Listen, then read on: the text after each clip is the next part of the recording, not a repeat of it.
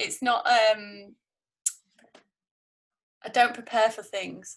I don't know if you do. I was talking about this with someone else who's going to join me to do the Hokey Cokey later in the week. I was like, yeah, I don't think I've ever been prepared for anything. I am mega prepared.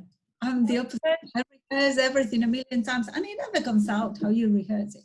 No. But you know, I like to know what's going on, and then I can improvise anyway. So exactly. It's just jumping in the water Exactly. without the temperature. Let's see what happens. Yeah, don't think about it, just do it.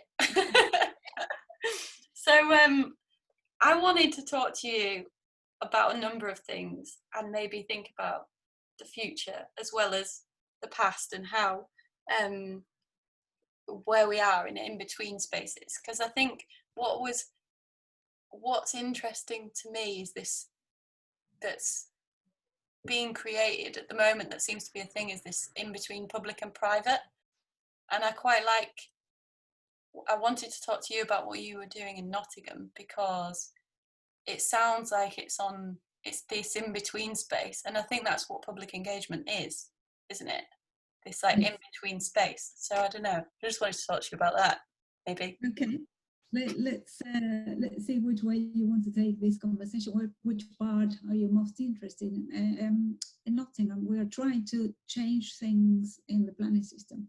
So we're trying to open up different ways of engaging and communicating, and trying to establish a way of co-creating the city, meaningful way. Yeah. Rather than the traditional consultation events where everything is pretty much decided and people, their say is whether they like it or not.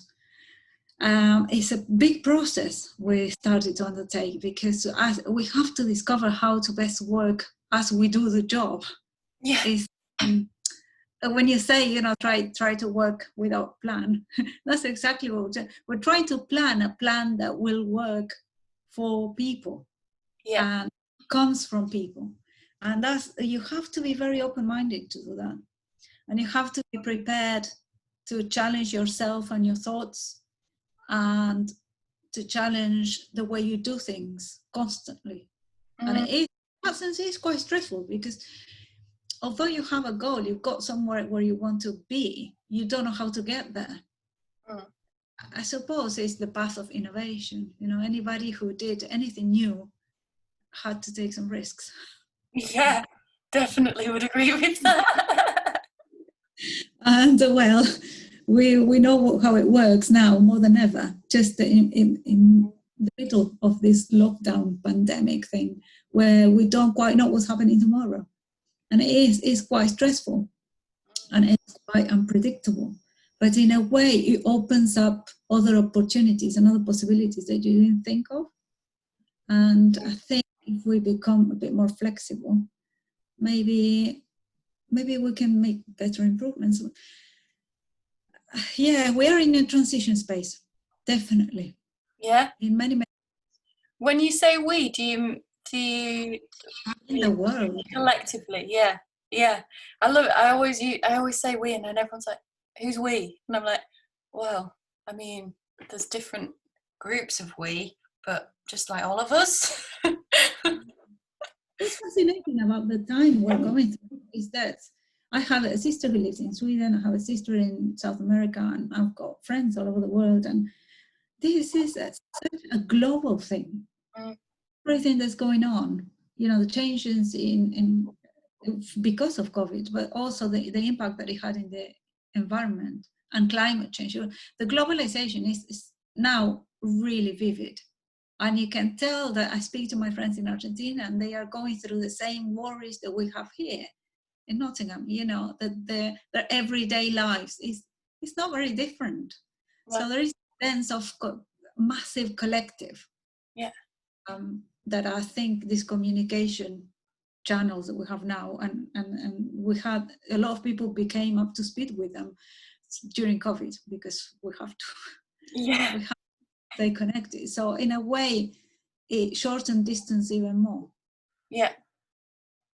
But there's something in this hyper local and and then like the macro of the global, both at the same time, and then this virtual and reality, and this it is like we're living through this period of ambiguity, but it's not necessarily a negative thing. It's like a really positive, thriving move forward.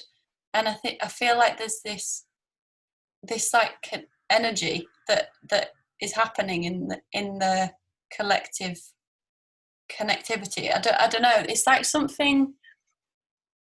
If like you can feel it, you can really feel like a connectedness to other people and in different places. Like I was talking to a planner in Halifax in Canada the other day for not really a reason. He booked onto a workshop and he couldn't make the workshop but wanted to chat anyway, and we were just exchanging all of these ideas, and it was just brilliant. Like when would I would never have done that before, because I wouldn't have held the workshop online. He wouldn't have booked the workshop, then he wouldn't have known anything about what we were doing. So it's like this, it's just suddenly bloomed, I think, into a whole new way of working and collaborating and connecting, and it's really exciting, I think. There's two major things that are still happening, and I'm speaking to people from all over the place. A lot of people are noticing this as well. We have the time to stop and think. Yeah. Which, in the speed that we were going, we didn't have that space. And we have had a significant amount of space to stop and think properly. And I was doing the homework with my 8-year-old, and he was studying the life of Isaac Newton. And bizarrely, he came up with all his theory when he was in lockdown due to a pandemic. So some sort of cholera or something. So, you know, he wouldn't have had the time to think about all of that and change the world of science if he hadn't had to be in lockdown for 2 years. It was. And a lot of us are kind of going through a stage where we're rethinking everything, how we do things, how we live, how things can be different. And there will definitely be a change. And that's on one level, having that time and space. And at another level, because we have to be fast forwarded to the world of communications, we had to keep going. Sense of rebalancing. When you talk about the very local and the very global, it kind of reminds me of what happened when the industrialization became a thing at the beginning of the Victorian period. You know, after the Industrial Revolution started to really take off, there was this counterbalance of the arts and crafts movement, almost trying to balance out. You know, yeah, we have all this machinery and all this automatization, but at the same time, all of these things are of real value. And a new movement came out of it. So we're losing some stuff, at the same time revaluing, reassessing it, and giving it a different set of priorities or a different context. As we come up with new ways of communicating and engaging and being more global, we will also revalue what being local means. And I think we're working towards the future where definitions are going to slightly change. Yeah. I think that the uncertainty and defining things differently, like this, because we don't know what's going to happen tomorrow, and because we, like, how do we ensure that we thrive from uncertainty rather than it becoming something that puts boundaries in the way? Like, what are the ways of thinking that we need to work into our day-to-day lives to help us to deal with uncertainty and ambiguity, and not just get completely overwhelmed by it and go, I don't know what to do? Because I think you and your team are probably doing that already through what you've been doing. So it would be really nice to hear about how you've been doing that. It's very challenging because we're still not at that mindset. You know, there is a system and there is a structure that works with plans. So when you're trying to do something off a plan and see what happens, and then I will tell you the outcomes of this after it's happened, that scares a lot of people because we're not used to working like that.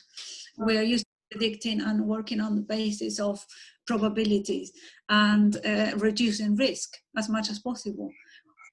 With the systems that we started to implement with co-plays and the urban room and the engagement strategies that we're doing in Nottingham, we were more like, okay, let's see what happens and then let's evaluate the outcomes, and then that will inform the next phase. And instead of doing a massive plan for 5 years of engagement, and this is when it's going to finish, and this is what the outcome is going to be, A, B, or C.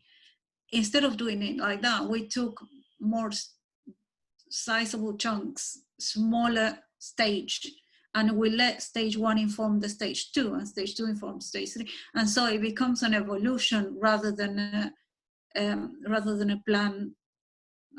I suppose a way of seeing it, because I'm an urban planner, I can compare these. There is an organic city that grew by itself as development happened, and there is a planned city. We are in our mindset working with the structure of a plan. We know what is coming, we know what it's going to look like, that's what we expect, and if it doesn't go to plan, we will find someone to blame. With the organic city, that's how we work. With the organic city, things are they're not as much cause and consequence. They're more much about an evolutionary process. And I think if we go back a step and look at the cities and places as an integrated system, where a lot of things, there's tons of inputs and outputs, and often when we're doing planning and developments, we have a set amount of variables that we're considering: access, transport, carbon neutrality. We have a list of things that we consider. We can never consider everything, because place is made by people as much as by the physical structure. So we can think as much as we like about the physical infrastructure. There are so many other variables that we don't even consider. And that you maybe don't have control of either.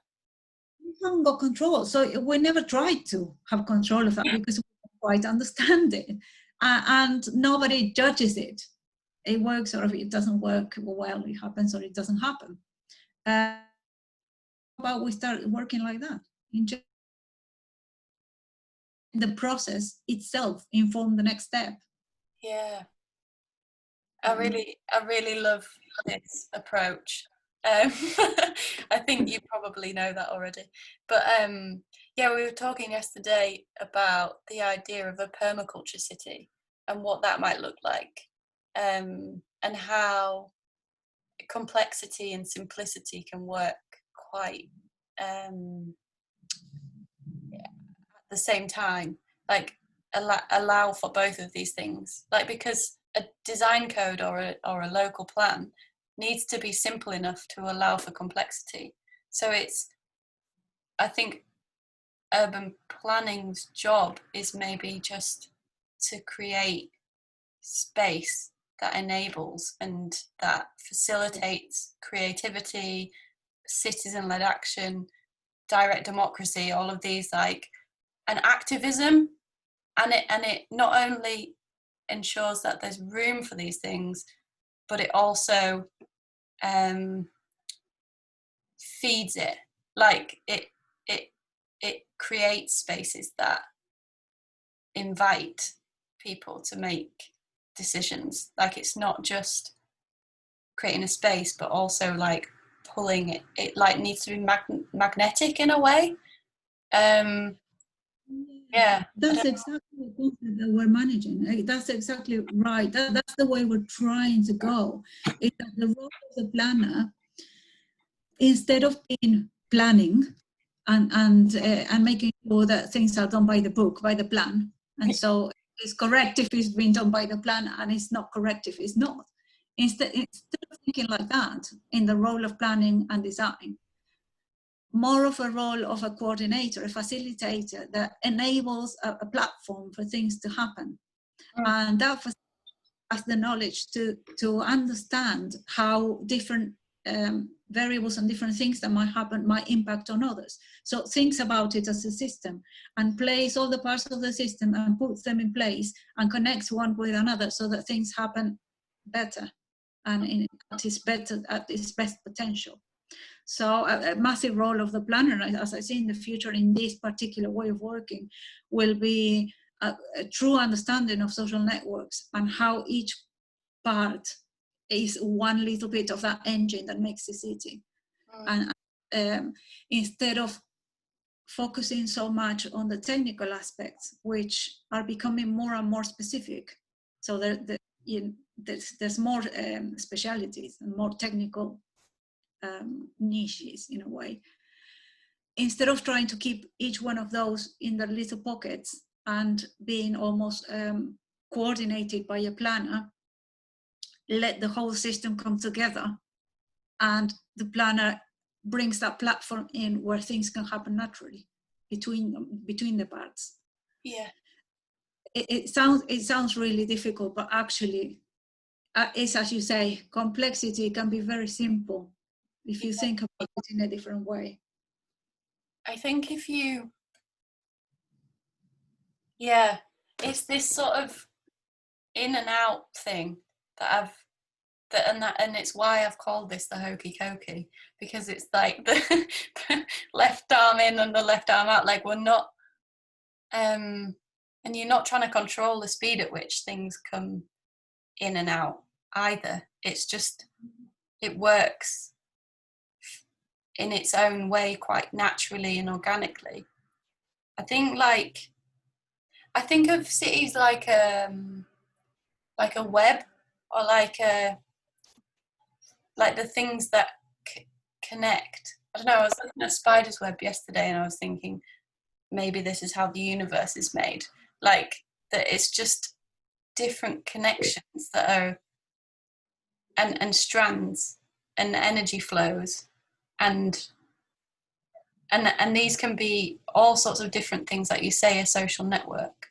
And like even the internet is a web, it's a web, the World Wide Web.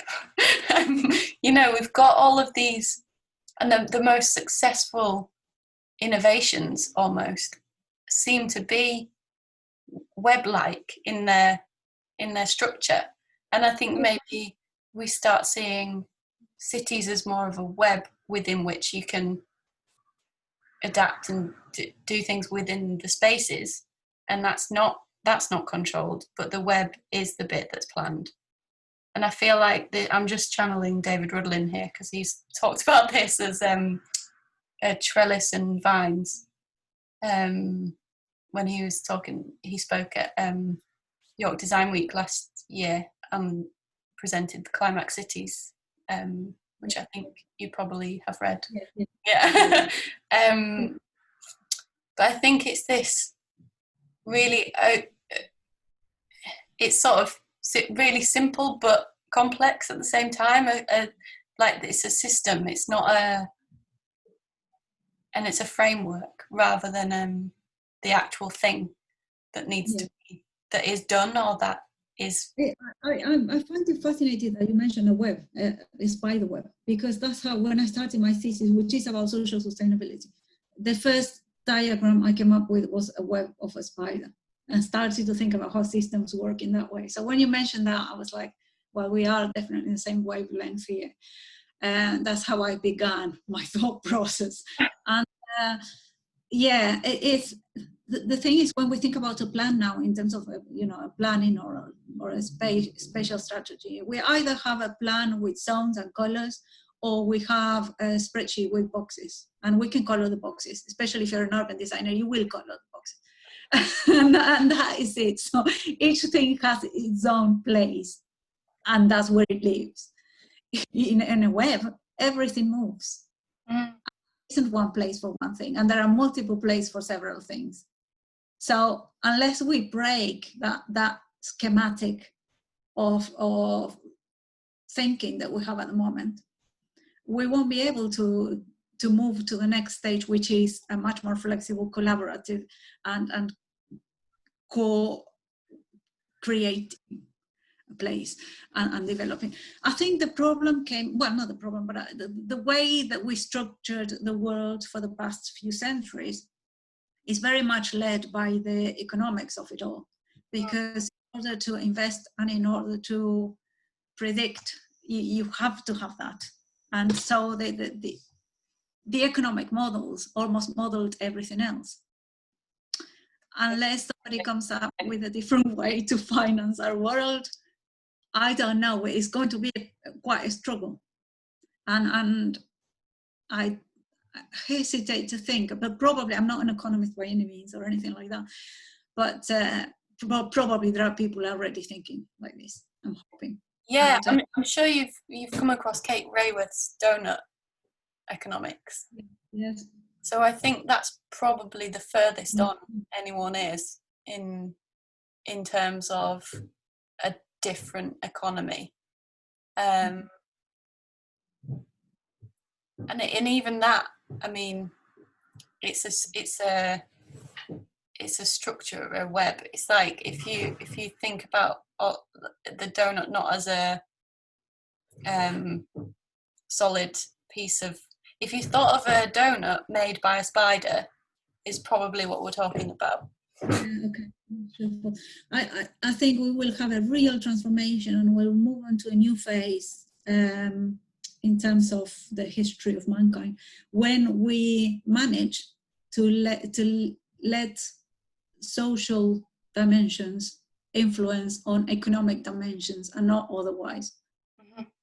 I don't know if we're ready yet. I mean, it's a good ambition for a lifetime, isn't it? I think that would be something that I would feel like on my, when in my retirement, and if I'd seen that happen, I'd be pretty happy. But I think there's some really good thinking out there. There's the guys that wrote Regenerative Cultures, who have come up with the 8 forms of capital, and these so like exchanges of different kinds. I can't ream off all 8 of them at once, but it's spiritual capital, social capital, cultural capital, but like all of these ways of exchanging things that aren't money. Money is one of them, but it's of 8, and each of them are balanced and they are equally as important as the next. So I think maybe like a mixture of Kate Raworth's donut with the 8 forms of capital that can be exchanged, have the possibility of being exchanged, and then we exchange them via this spider web, could be quite a... That could be an avenue, yes. I can see that could be a potential avenue. In the 8 forms of capital, which I focused on the social capital aspect on my PhD of those, but they are interconnected. As you say, you don't just create social capital without creating cultural capital. It's all linked. It's quite tricky. I don't know if there's a good model yet that links them properly. But with the 8 forms of capital and the social one, there are some people trying to measure the social value of place and how social value is being delivered. But it's not considered a currency yet that has the value of an economic currency. No. I would like to see that rebalanced, obviously. The commercial gain with a pound sign and some sort of other sign for the social value capital gain, which should start to measure. And that there's obviously the ecological, which some people are doing in the forms of net biodiversity gain or things like that. But again, it's a nice to have, it's a bonus. It's not considered equal to the financial. No, it's not, because it will always come first, won't it, in a lot of people's minds.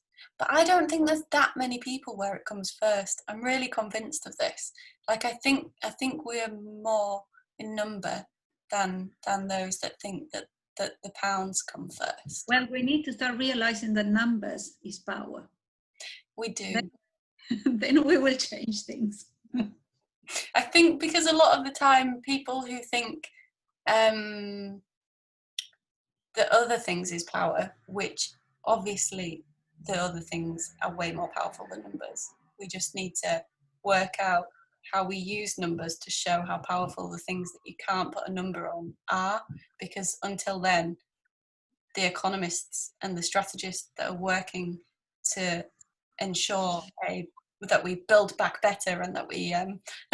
all this Yeah. nonsense, that until they can because I think a lot of, we've got people running the country who can only really think in numbers, and it's like we need Yes. to start thinking it's like reevaluating our value system, isn't it? We need to see how we do Yes, in a way, I'm in two minds with this thinking. I have been thinking about this for a while, and I can see a benefit. I can see an immediate benefit of turning everything into a monetary value, which it obviously has, because as we say, all of the forms of capital are interconnected. And if you enhance the environmental capital, it will have some economic benefits in the long run.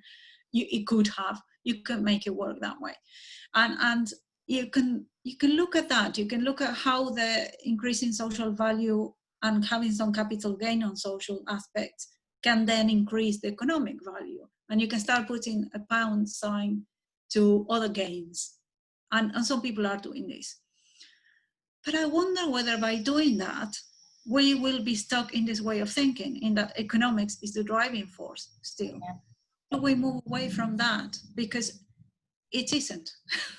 It really isn't. Coronavirus showed that if the planet freezes, the economy collapses. And Yeah, who's in charge? yeah. Who is in charge? I do. It's not. Yeah, I agree. I think we need to. There's no. You can't put a number on culture. You just can't. Like, you can't. You can't put a number against. Like, even in its simplest forms, culturally, you can't put a number against a poem. You can't put a number against a piece of art. Like, you can, I guess, because I people can see that sell. you can, and some people do, but I can see that it has its little sort of short-term gains doing that, because you're sort of trying to demonstrate that it has a value.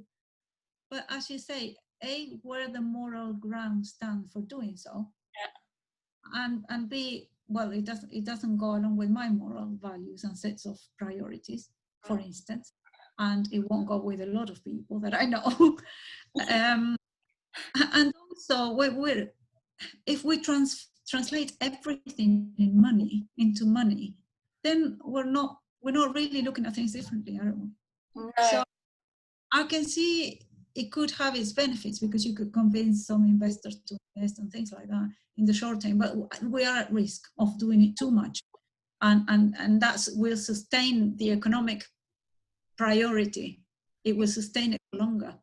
Yeah, and it's not tackling the root cause of the problem either, like in any way, because it's simplifying complexity to a degree where it has a negative impact. I think, like, I'm all for simplification if it has positive impact, but if it has a negative one, I'm not that bothered. I think just keep it complex. I think that's what a lot of the other forms of capital are, and I think that's why we've chosen as a species to work with the one that can be simplified to a point where you can put it in your hand, and you can pass it to somebody else, and you can get that bit of croissant for however much a croissant is now. I mean, they come in different shapes and sizes, so there are lots of different amounts of money, but it is a system that is far too simple for the other forms of capital, and hence us not really having a currency on the other forms of capital. Because Well, it's a good way to quantify everything that goes on, and to keep a record and to tax everything that goes on. If we go back to feudalism, the currencies were far more and far greater than money. Some people didn't never see money in feudal times. and they exchanged all sorts of goods and work and all sorts of stuff. And there was a different price bands and different price for everything. It was far more complex in that sense. I don't know if it's fair, I can't tell, but it was far more complex. We have simplified it, but it has made it easier for everything to be controlled in a way. And now the things that are not accounted for are considered irrelevant. So the things that haven't got that monetary value come as a plus or as a nice to have, or they're not accounted for. Culture. Yeah, exactly. Although 1.57 billion pounds to I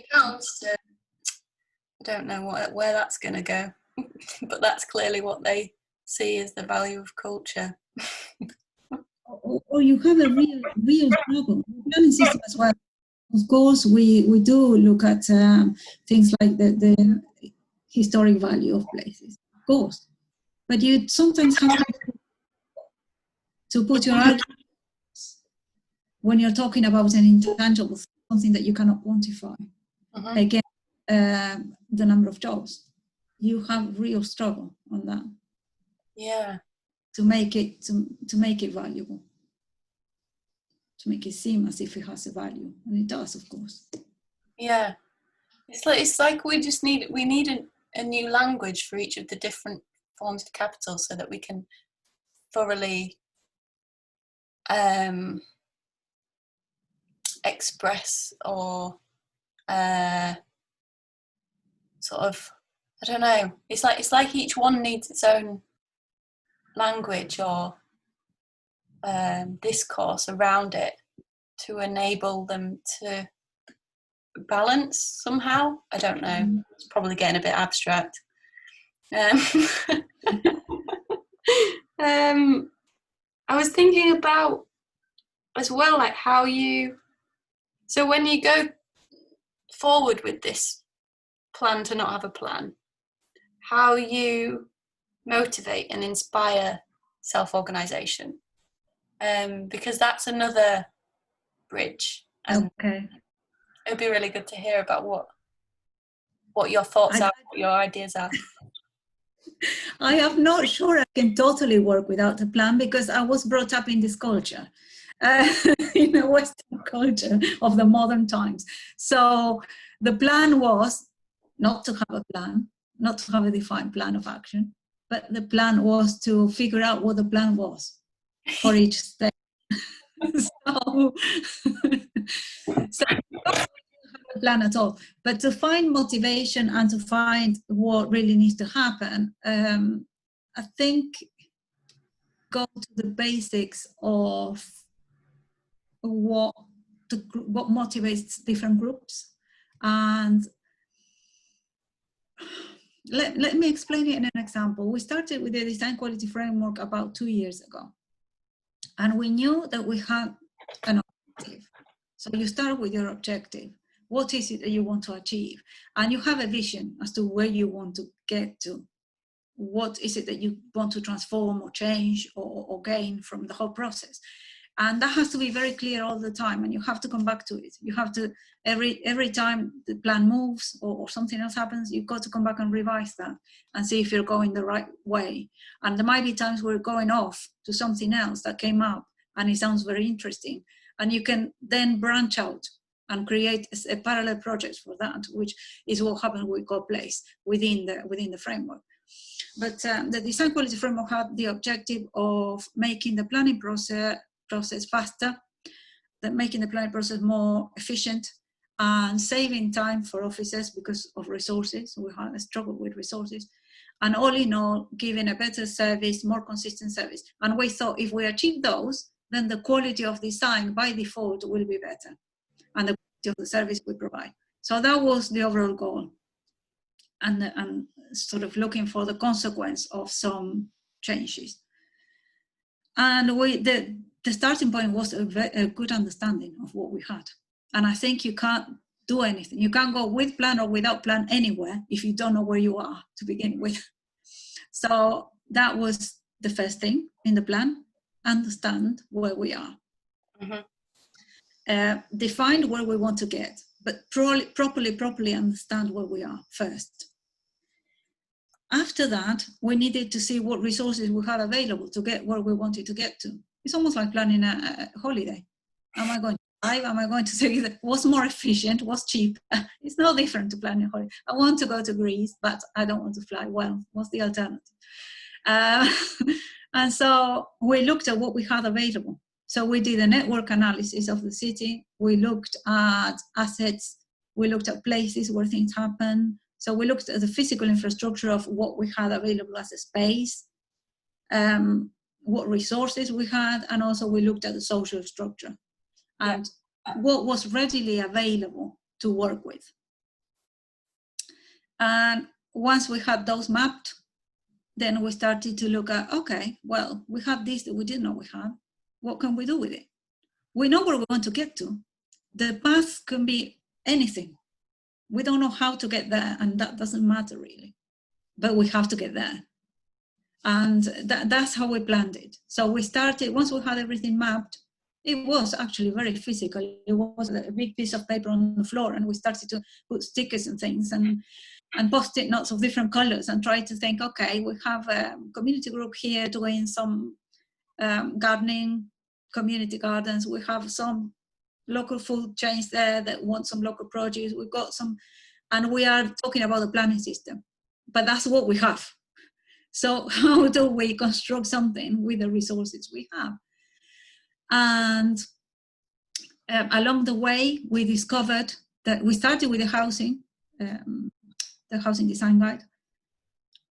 We did an audit of everything that was kind of going wrong and what was going right, and we mapped that as well. We looked at what groups were interested in housing. We had a co-housing group. We had lots of different local groups, and we sat down and talked to them.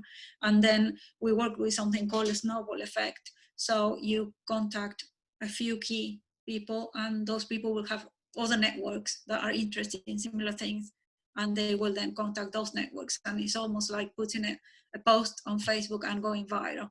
You don't need to go and engage 100,000 people, but if you engage the right people, you will get them in no time. Yeah. We did that, but we could only do that once we had a good understanding of social networks. You can't invent that you have to know the map, the social map of the city. The web. So then after that, we just started to put the pieces together. So what can these people do? What can they offer? What do they want to do to contribute to achieve the goal? Yeah, is that goal something that we all share? We tested that. So we tested the vision with every group that we worked with. That was the starting point. Are we thinking the right way? What else should we add to this vision? And things started to shape, but the vision got confirmed and things got added. We have a group developing the first planning guidance all by themselves, doing all the engagement themselves, completely bottom-up planning guidance. We just monitored it. And I think that's more what's going to happen with the role of planners in the future, actually. Enabling things to happen by themselves and coordinating it. And the difficulty with this was trying to plug all of this flexible way of working, very open as well, because we had to share data that sometimes you don't share and things like that. Yeah. And we had to do it. But then to plug that into a machine, which is the system we have that has tight deadlines and specific ways of communication, and we almost had to translate things to put them into the planning system. But it was interesting, and it could happen, and it did. And so the Wellbeing Design Guide came from community group. We also had the community engagement guide developed with community organizers, a charity, local charity. Well, it's national, but we did it with the local group. And we had Co-Place was one of these things that when we started to go through this adventure of finding out what we could do with what we have, we realized we could do a lot more than we were doing, a lot more. There was so much capacity in there, knowledge that we were not using. So we started to branch out, and several projects came out of the design quality framework and developed by themselves into something else, very popular as well. But we put groups together and they went off to do their own things as well. So it's almost a hub. You chuck it all in place and see what happens. Yeah, we're setting up a few different spaces that aim to do this, that aim to sort of bring together people and help them self-organize and come like a tool shed for how to for placemaking, but with different sort of areas of focus. So I think we're going to call it seed. We're not sure. We're doing a bit of a brand thing tomorrow about what we want to call this place and what our vision. And we've got a big document now coming in with all sorts of different people inputting vision ideas. But like a green impact space or hub or lab or whatever, which acts as a sort of green depot almost that enables green placemaking. And then we'll have another one for creative placemaking. So, and that's going to be housed sort of in with artist studios and stuff as well. So it's like another sort of hotspot for placemaking, but with a slightly different focus from the green one. Just so you've got a little bit of definition, but it's not particularly like it could go anywhere. And that's the point. We do a similar thing. So we have CoPlace is focused on community engagement, on how to help communities, how to empower communities to drive the city themselves. That's what CoPlace is about. But we did a similar thing. We created another one, which is to do with green ways of building and use of green spaces. And it's called CALA, which is Community Action Plan or something, Community Learning and Action, because the idea is that you would be doing both together. We're learning what the path is, at the same time we're doing things. And with CoPlace is the same. So you're in this sort of hub thing, you are doing, but also you're learning, and you're recording all of that and creating tools which are now being uploaded bit by bit onto our websites, so others can use them under forms, whatever technique worked for us. We are sharing it in this platform, and that's the idea. Do and learn. Yes, yeah, that's exactly the thing that we've come up with. I mean, it's brilliant. I love that there's so many parallels that are just like, oh yeah, I agree. This is how we've decided. That's a good idea, because that's the idea. We need to get together more often and share. Imagine the web could be. Yeah, definitely. Imagine if we just like had this open data platform where we could just exchange all of the time. I think this is what I want to see. Some like open data, I think, is just the way forward. Yes. I don't know how it works, and I don't like. Obviously, GDPR is coming quite recently, really, and it's not conducive to sharing, is it? How do you get around that? I think it's the way we're going anyway. It's inevitable. It's the way we're going. It's people want to know, and people want to have a say. Yeah. And the web platforms and all the social media made that new generations will not shut up. They will tell you what they think, and that's a great thing. The children of now are going to be the driving force, and they will want to have a say. You won't stop them, which is a great thing. So I don't think there is escape. It's like several decades ago, the era of mechanization and robotics, and you couldn't stop it, and you could see it happening, and is this going to be loss of jobs still happening? This is another one of those. It is a social transformation, and there isn't stopping it. We might as well get ready for it.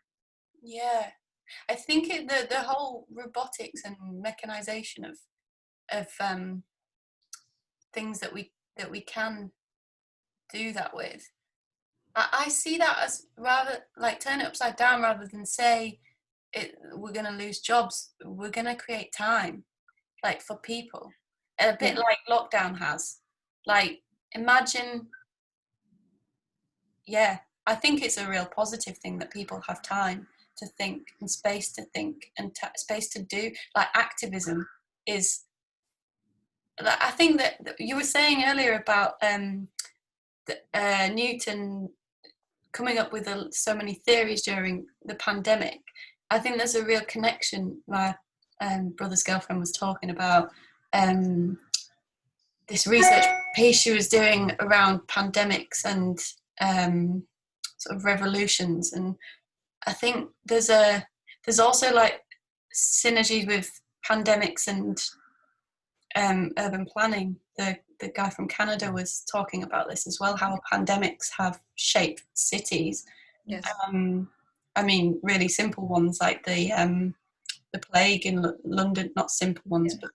but like obvious ones that come to your head when you think about this. But and like how they've shaped planning law. So like how might COVID shape new planning laws for like access to green space for people who are in flats and like stuff like that really ought to be planning law, you know? You draw a good parallel there, because with the London fire, which is associated somehow to the time of the London plague, 1600s, and everything changed afterwards. There were a lot of people already talking about this and asking that there were different regulations before the plague and before the fire. And I see the same thing happening now. How long have we been saying that we need access to nature? Yeah. It took a tragedy before some people heard that actually it is necessary. Let's do it now that we have a tragedy. It's a shame, because research is there, a step ahead, but it's not being heard properly yet. And it's all to do with these 8 forms of capital not being quantified for. But yes, COVID is going to change. Access to green, hopefully, will be one of the things. Transport modalities. Unfortunately, we were doing good progress here in Nottingham with the public transport, and at the moment, it's a big problem because we are limited in the amount of people that can go in public transport and all of these. Hopefully, once we get over the pandemic, things will go back in that front. But in terms of how we travel, or if we have the need to travel, that's where we need to target. Do we really have the need to travel, or can we do it without going to places? And reduce the amount of unnecessary individual car usage. I'm hoping that there will be more of a strong hand with that. Making bicycles and that type of thing. So transport, home, place as well. In Nottingham, we have adopted the national space standards already, but a lot of authorities haven't yet. And it's really important. You could really take for granted what the home environment means to people, especially in a time of lockdown. Not all of us have a garden. Not all of us can go out or open a window properly. I know of people that have little tiny bits that they can open at the top, and it's summer and they have to stay in, people who are shielded. So all of these things we're going to have a look at. I know the window thing. I didn't realise that was my friend Ian can't open his windows. I was talking to Fiona from Matt and Fiona of Playful Building Projects, and she said she can't open a window. I was like, what? Like how? And you're in a flat where you can't open windows and it's something to do. And Michael from the housing team in York was saying it's they have like some planning rule about pollution. But it's like, well, if I'm sweating in my own house and I can't breathe, where's the balance? We need to instead of tackling pollution, they got everybody locked with a closed window. Great. It's ridiculous. It's an economic driver that is doing this. It's unthinkable. It's truly unthinkable. What are we doing to our world? That's the kind of thing I'm hoping we're going to rethink. And I hope our children are a bit cleverer than us. Yeah, we can always have hope, eh? My little boy's 6. The stuff he comes out with, he's just a bit. I think like it's like it's naivety that really, that's the simplicity that I am looking for in this. Naivety. And just saying why. Like, Why do you do it like that? why? Yes, this is why a big part of the Nottingham project was working with children. We worked a lot with children, really in depth. We had children, school children, doing full facade analysis and proportion, and they were explaining to the adults what proportions were and all this. They have the capability of absorbing all new knowledge, but also they have that ingenuity of starting to think of something fresh, not having the preconceptions that we carry from our lives of struggle in the building environment world. But they sometimes are very, very refreshing and bring some really great ideas. And they have an enthusiasm that is contagious and it makes you think differently as well. So we work with children tons and tons. And it is easier and a lot more fun than you think. No, I find it like, so for York Design Week, we have a sort of 50%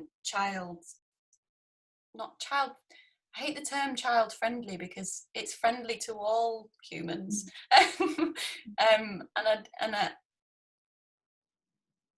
I think, but we have sort of 50% of our events are appropriate for and engaging enough for kids to come and be part of, because I think we're going to struggle with sort of virtual panel discussions that work for kids, but I'm going to try because I think that could be really, like, we did at the start of lockdown, all the mums and dads we have a WhatsApp group, and we tried a Zoom session with all the kids on, and it was just crazy. It was so fun, but like nothing happened. That's a great idea. I'm writing it down because I'm going to do it now. Thanks for the tip. I didn't Try think it. See what happens. Like I think that the reason it wasn't anything was because we didn't want it to be anything. But I think if you maybe had something that you were wanting to do, then it Yes. could probably work. We didn't get that far. They were all just going, hi, and seeing each other, and they were just all so excited to see each other that it was just lovely to see them all go, there's Alvarez. I'm going to try that. I'm definitely going to try that idea. Yeah, try it. Let me know how you get on. Another thing that's happening is that there is a more blurry line, I think. I don't know if this is going to result in a good thing or a bad thing. It depends on how everybody manages it. I hope we learn, but I think there's more of a blurry line between what's a private life and the life with children and at home and work. Of course, we're all working from home, so you have to manage and sort of balance it out. You still have to produce your work somehow, and you still have to be doing helping your children with the homework and everything else, but they are fluffing around in the background and mommy this, mommy that, and you're working. Sometimes, well, I have my signs, absolutely do not disturb. Can't disturb, but be quiet. Things like that. So I have my degrees of science, which now they know how it works. But so you have to be innovative in that. But there's a lovely thing about seeing people in their home environment. Yeah. People are doing interviews, and you can see it's almost like seeing some another dimension to people's personalities and their home and their lives, which is lovely. And maybe this whole engagement strategy that we've been working on is going to become less formal and more like part of a daily life and part of a family dynamics, and not necessarily engage with mom and dad when the children are in school and try to focus, but make it more like, flexible and more for everybody together, rather than people representing their institutions and things like that. Yeah. The people focus and dissolve those barriers a bit more. What we do is we call people by the first name. So when we do engagements at the Urban Room, we ask everybody not to come in as representing an authority or institution, but we ask everybody to talk to each other by first name, so that they're talking to a person rather than to something they represent. So we started with that theory, and it's working great, because people leave behind a lot of the various preconceptions and biases that they already have, and they talk to people as people, and that works great. But I'm thinking about going to the next level and bringing the whole family dimension in, friendship and all of that into it. We will see. Yeah, it's this sort of, because I was thinking about this. I was thinking about how to do a workshop, and it was around care, and I was thinking about having people who give care and people who receive care, but no one knowing who gave or received it, and that being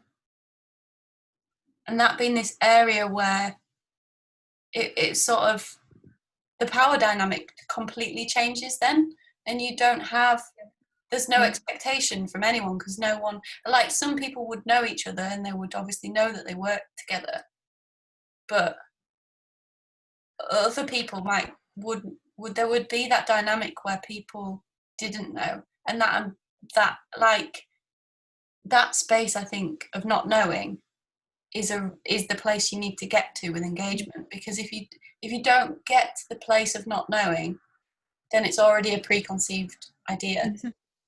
And people have their own preconceived ideas of what the other one's preconceived ideas are, which might be wrong. We all do that. We did a few sessions where we had planners, planning officers, developers, and members of the community, and we didn't tell who was what. Nobody knew anything.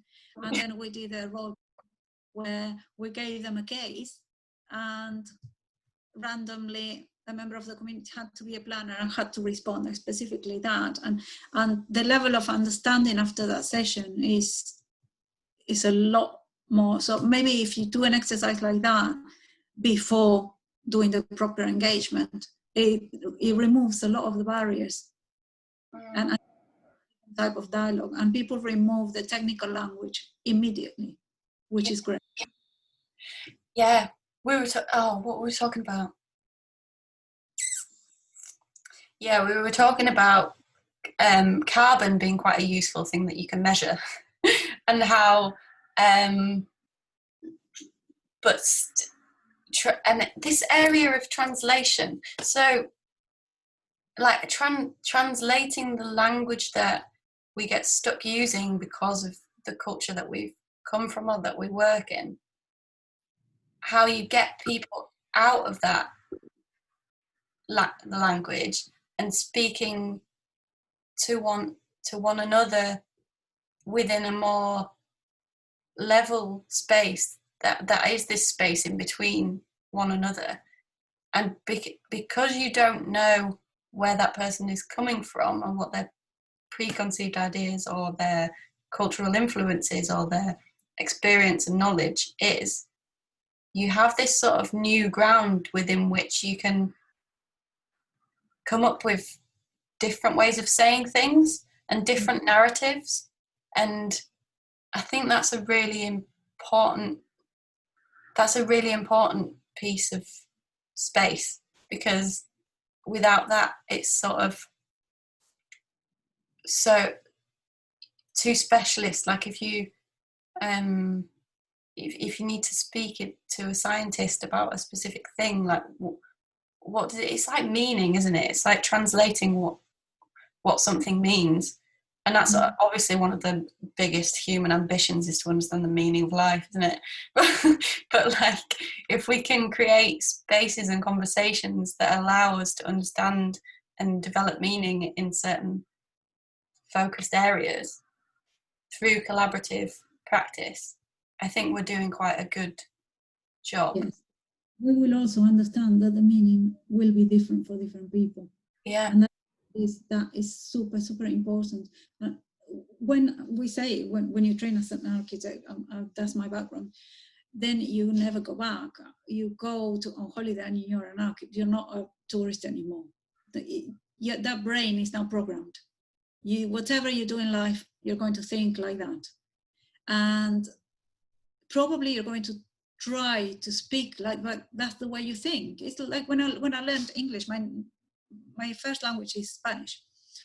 And I learned English, and there was a day when I could dream in English. And there was a day when I didn't have to think it in Spanish and translate it. I just thought in English. And that's when I knew my brain was trained. The same happens when you go to university and do a subject, and it gets to a point where that's your automatic language, how the brain figures things out. And I can see a vivid example in that my daughter is a specialist teacher for support children with disability. My husband is deputy head, and my son-in-law is a music teacher. When we have dinner parties or anything at home, I don't know what's going on. They all go to this teacher language thing, and I sort of sit and listen, and I'm trying to absorb what's going on, but they really go into clinical. So they don't give the explanation or the little bit of background. They jump because they all know the background. So you don't need to know it, but I don't understand what they're going on about. So no data break in there because you can't figure it out. So we do the same. You get two planners and someone from the community, and immediately, without knowing, the planners will start talking planning jargon. Yeah. It happens. They are in the role as a planner. You go to a community engagement event as a planner representing the authority, and you speak with that language because that's how you're thinking. And we need to break from that mold. Yes, in complete agreement again. I think there's different methods of getting out of that role. And I think I'm not a planner at all. I trained at London College of Fashion as a tailor, and now through things I've done, I'm just big into placemaking, and I really like permaculture, and I really enjoy working with different people and collaborating on projects. So that's what I do now. But there are synergies with what I've trained in. I'm just applying it in a different way. So, yeah, I think it's this getting a different perspective and turning things upside down and just standing in a different place. We're doing really excited about this project we're doing for York Design Week. Leonie has come up with it, called Your Shoes, and it's come from it's called the Invisible Women book, where it's like the fact that cities and objects and places are just not designed for women. But I mean, you could expand that to all sorts of different areas, which we're going to do for this project. So Leonie is going to invite lots of different people with different backgrounds and abilities, and people from different races, from different educational backgrounds, all sorts of people to come to share with us their view of York. And the idea is to collect perspectives and to start mapping and creating a database of like design that wasn't designed for all of these people, and then somehow systematically work through all of these things to retrofit the city. Whether the planners in York or the economy and place team will be interested in this approach is another is another story, but we're just going to do it because we really think it's very important. And like anti-discriminatory design and anti-racist design and anti-sexist design being something that we pioneer rather than that we just allow design to be continued without fully incorporating as many perspectives as possible. Yeah. What's interesting as well about that is the methods that, you know, if you do a proper record of the methods and how you do this, how you approach it, it could become an appraisal tool for these things, and that would be quite interesting. I reckon there will be lots of people interested in using that type of approach. So yeah, how that goes. Yeah, really excited about it. Leonie's leading on it, and she's come up with a sort of an approach, a brief for these different people who we're going to approach and ask to get involved, which is going up on the York Design Week website very shortly. I might even try and do it today if I get time, because it's just, yeah, I think it's so needed. Like I feel like coronavirus and the lockdown and this different connections has really helped with empathy in our in our communities, but it's ensuring that empathy doesn't now dissipate now that we're allowed to go outside more, because I feel like that is a potential here. We could lose momentum, and I think it's really important that we run with it somehow. So we're going to do that. Yeah. Yeah, there's a fine line there, because there is exacerbated empathy and sort of trying to look out for each other, but there's also, when you go out, some more assertiveness of the sense of risk to yourself. So people become more sort of, in a way, individual, protecting themselves, or behaving in a way according to their beliefs. So there are people that don't keep the social distance because they don't think there's anything to it, risking others, and vice versa. There's people who are really moving away from everybody else because they're sort of, which is human nature, isn't it? You first look after yourself the way you think is right, and then you sort of abide by social rules as you learn them. But we haven't learned them yet because it's so sudden. So you go out changing the rules, which is quite confusing. Yeah, so we haven't learned the rules that keep changing. So we have to make our own.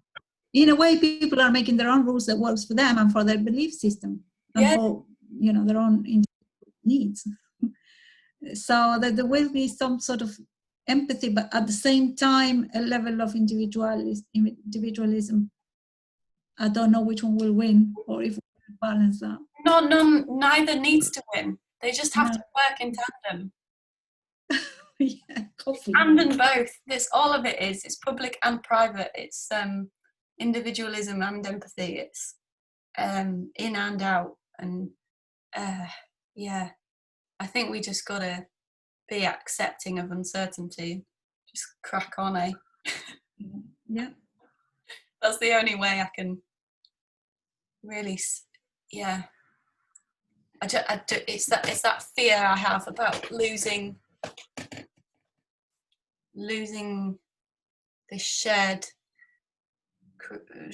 collaborative space that seems to have been created through us all being apart. It's so funny, isn't it? Yeah. It's when people are at risk, they come together. It's natural. Yeah. You can only survive if you stick together, and that's what happens in times of risk. At war, any crisis did that, and it will always do. But when you have a long period of stability, where you can plan ahead too much and nothing to worry about, that is dangerous in its own right. And I think we have had that for a long time. In a way, that's when a lot of people say, well, there is some benefit. As sad as all of this is, which it is, and it's really difficult, let's face it. We are shielding in my family, and that's really, really hard. But there are some benefits coming from it. Social aspects, and people helping each other, and sense of community and things like that, we can see. And that was gradually being forgotten because we were all too safe by ourselves. This feels like a beautiful and poignant place to stop talking. Otherwise, we'll keep forever, won't we? I know, otherwise we will just never stop. And I need to sleep at some point in the future, but not right now because it's only 3 o'clock. It's been so brilliant to just talk to you. I didn't think I could do something unplanned. There you go. There you go. I think it's brilliant. I'm really, I'm into this because the reason this came about was because I spend most of my time talking to people, with people, and I just thought I could just press record. Me and my friend Emma were having a bit. I was having a beer and she was having some wine, and I was just thinking, like, this conversation, I want to go back and dig into certain parts of it and see. Brilliant. Yeah, and have the opportunity to do that. And how do I do that? And I'm like, oh, record. I could just record Zoom sessions. Next time, we'll do this at a time where we will have some wine. Yes, that is such a good idea. We can do it. I mean, lights and wine. Yeah, choose how often you want to do it. We'll just do it and we'll crack open some wine and have a lovely chat about. And we can maybe invite some other people and we can keep talking and exchanging. And I think that just having space to exchange is really nice. Brilliant. Yeah. Thank you. Thank you so much. Right, I'm going to see you soon. Yeah, bye. Bye.